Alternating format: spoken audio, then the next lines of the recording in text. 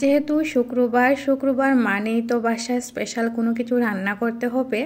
আর শুক্রবার আসলেই তো আমার কাছে স্পেশাল কোনো কিছু রান্নার দায়িত্ব পড়ে যায়।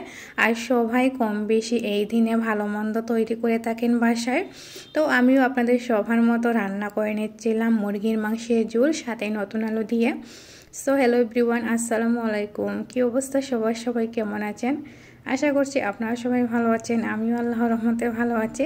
এখানে মোরগটা কেটে কুটে রেডি করা হলো। আর এখানে দেখেন সাথে নতুন আলু দিয়ে এই স্পেশাল ঝোলটা আমার কাছে অনেক বেশি ভালো লাগে। জানি না আপনাদের কাছে কীরকম লাগে, তবে আমাদের পরিবারের সবার কাছে তো এই ঝোলটা কম বেশি পছন্দ।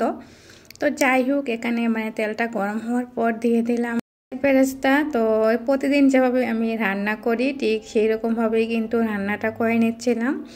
আর দেখেন এখানে দিয়ে দিলাম তারপর রসুন বাটা। তো বাটা রসুন দিয়ে রান্না করলে ভালো লাগে আর স্মেলটাও কিন্তু অনেক ভালো আসে। আর যেহেতু রসুনটা বেশি দিতে হবে, কারণ হচ্ছে গিয়ে ব্রয়লার মুরগ, আর ব্রয়লার মুরগে আমি সব সময় রসুনের পরিমাণটা একটু বেশি দিই আর ব্যাড স্মেলটা দূর হয়ে যায় আর কি। তারপর দেখে নতুন আলুটা দিয়ে দিলাম। আসলে আজকে রান্নাটা না অনেক বেশি মজা হয়েছিল, আমার কাছে অনেক বেশি ভালো লাগতেছিল এইভাবে রান্না করে। তারপর দিয়ে দিলাম যা যা মশলাপাতি লাগে, ধনিয়ার গুঁড়া, মরিচের গুঁড়া, আর দিয়ে দিলাম হচ্ছে কি হলুদের গুঁড়া।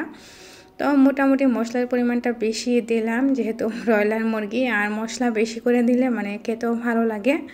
আমার তো অনেক বেশি ভালো লাগে এইভাবে রান্না করলে। দেখেন একটু কষিয়ে নিলাম, আর কষানো মশলা অনেক সুন্দর স্মেল বের হয়েছিল, আমার কাছে খুব বেশি ভালো লাগতেছিল যখন রান্না করতেছিলাম। আর দেখেন একটু পানিও দিয়ে দিব যাতে আলুটা সেদ্ধ হয়ে যায়। যেহেতু ব্রয়লার মুরগি, তো ব্রয়লার মুরগি তো আপনারা সবাই জানেন একটা নরম থাকে। তো নরম যেহেতু, তো ভাবলাম যে আলুটা সেদ্ধ হওয়ার পর তারপর আমি মাংসটা দিয়ে দিব। এই তো এখন আমি মাংসটাও দিয়ে দিব, যেহেতু আলুটা মোটামুটি সেদ্ধ হয়ে গিয়েছে। তো এইভাবে রান্না করলে না অনেক বেশি ভালো লাগে। মাংস আর আলুটা কষানো হয়ে গেলে তারপর আমি জিরে গুঁড়োটাও দিয়ে দিব। তবে জিরে গুঁড়োটা পরে দিলে না অনেক ভালো স্মেল আসে আর স্বাদটাও কিন্তু বেড়ে যায়।